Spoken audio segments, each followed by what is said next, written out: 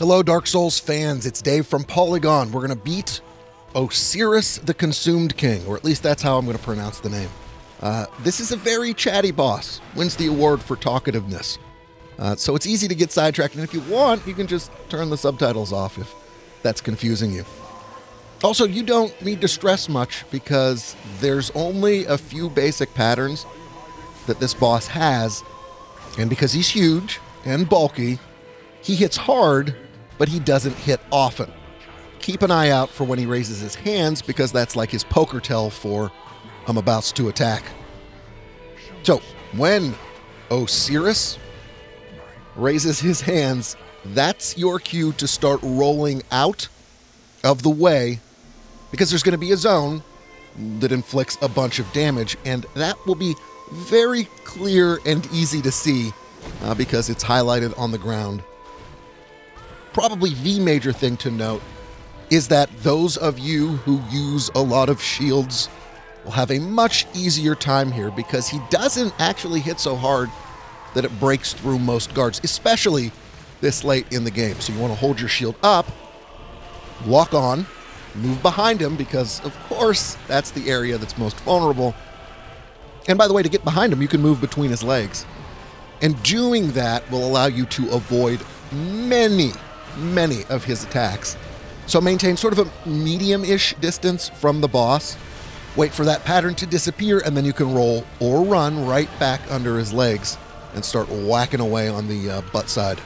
Thing is, if you run out too far, this is why I said medium distance earlier, that will ensure that he'll charge at you, use some of his crystal magic, and then come in for multiple hits.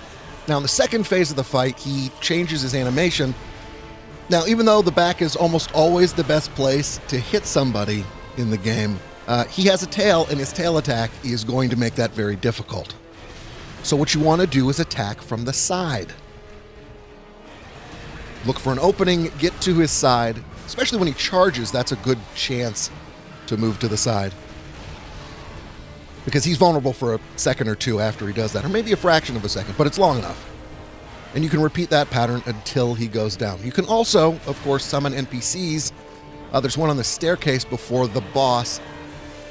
And if you have a lightning-based weapon or an item that will add lightning to your weapon, he seems to be pretty vulnerable to that status effect, so you can use that. On the defense side, of course, you want a strong shield with as much poise as possible to withstand the attacks that you do have to take. And also, if you have any equipment that blunts magic damage, you can equip that too for a little bonus.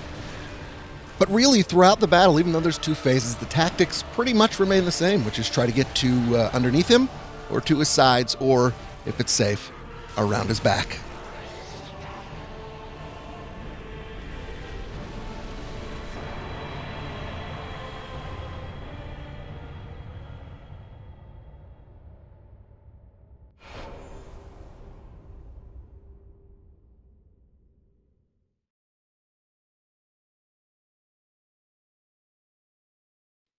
That'd be a really good thing to use here.